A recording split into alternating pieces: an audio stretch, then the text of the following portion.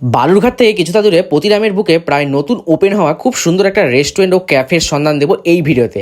হ্যাঁ, আজকে চলে গেছিলাম বালুরঘাট থেকে পতিরামের খুব সুন্দর একটা রেস্টুরেন্টে। এই রেস্টুরেন্টে কী কী খেলাম আর কী কী পাওয়া যায় সে সব তো জানাবো এই ভিডিওতে। তার জন্য পুরো ভিডিওটা স্কিপ না করে দেখতে থাকো। আর কে কোথা থেকে ভিডিওটি দেখছো কমেন্ট করে অবশ্যই লিখে দিও। বালুরঘাট ও পতিরাম থেকে যারা ভিডিওটি দেখছো তারা কমেন্টে আই লাভ বালুরঘাট ও আই লাভ পতিরাম অবশ্যই লিখে দিও। সেদিন আবারও ভালো খাবারের সন্ধান করতে করতে পৌঁছে গেছিলাম বালুরঘাট থেকে কিছুটা দূরে পতিরামে।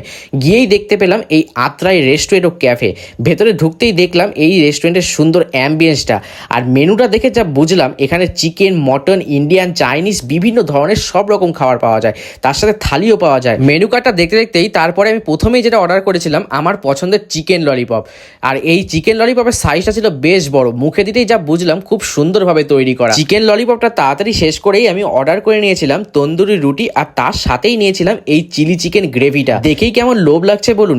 তন্দুরি রুটির সাথে চিলি চিকেনের কম্বিনেশন একদম আলাদাই খেতে লাগছিল। তোমরা কারা কারা খেয়েছো কমেন্ট করে আমাকে অবশ্যই জানিও। আগে কে কে এই রেস্টুরেন্টে গিয়েছো আমাকে কমেন্ট করে অবশ্যই জানিও। আর কে কে কোন বন্ধুর সাথে যাবে ভাবছো তাকে কিন্তু এই ভিডিওতে অবশ্যই ট্যাগ করে দিও। তারপর গলা ঠান্ডা রাখার জন্য নিয়েছিলাম এই ব্লু লেগনটা, খেতে ছিল দারুণ। এবার বলি কোথায় আসলে পাবে এই রেস্টুরেন্টটা। প্রথমেই আসতে হবে পতিরামে। পতিরামে এসে আমতলি মোড়ে আসলেই কিন্তু পেয়ে যাবে এই রেস্টুরেন্টটা। চলো টাটা, আবার অন্য কোনো ভিডিওতে দেখা হচ্ছে।